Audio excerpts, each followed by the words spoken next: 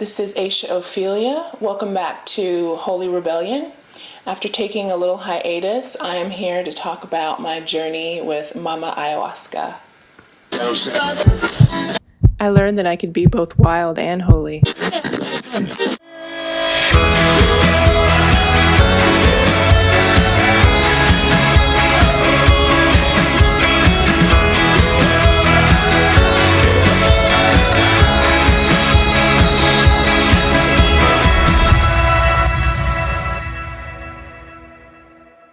Let's start with what ayahuasca is.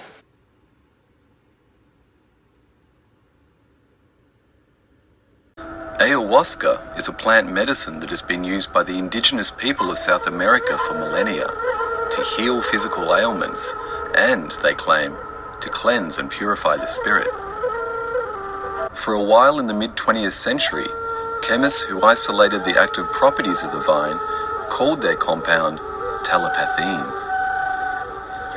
Research showed it contained various harmala alkaloids, which are then boiled up in a brew also called ayahuasca, with a multitude of other plants, one being the leafy Psychotria viridis, which contains the powerful hallucinogenic chemical dimethyltryptamine, also known as DMT.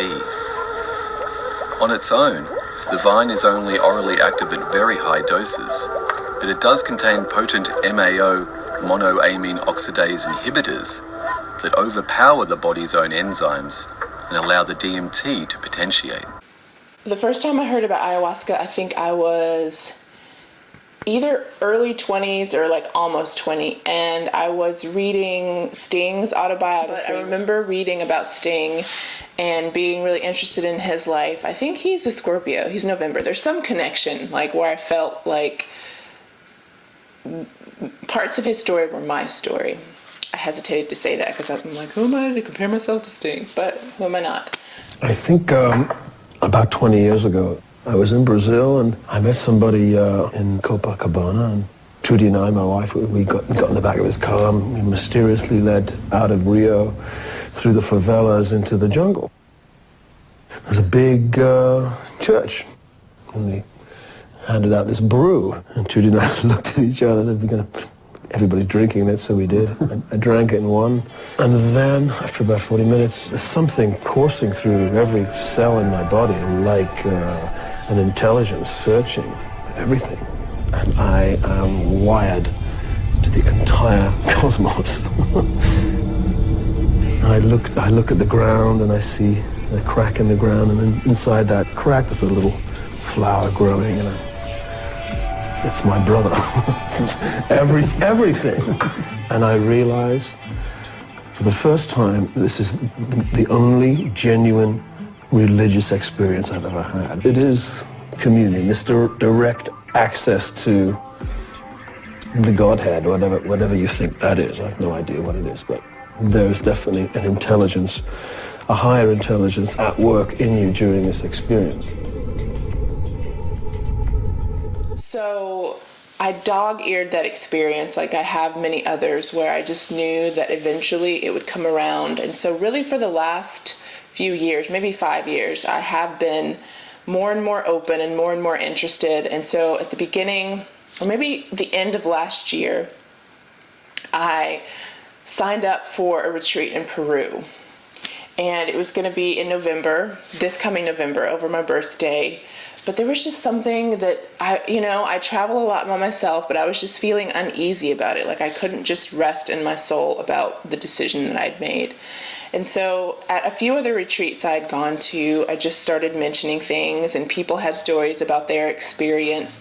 And one thing led to another, and an opportunity opened up for me to be able to have a 2-day plant ceremony and not have to go so far away. I wanted to really just talk about my experience and what happened and try to explain it the best way I can with words. I know that is probably a common theme for people who sit with the plant.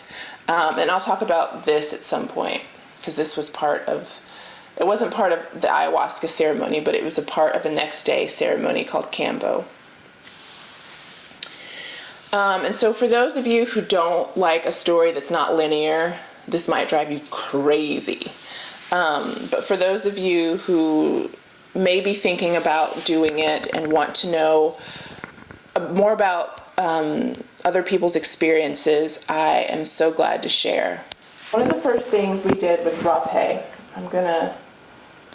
I'll have better images, but I can even show you one.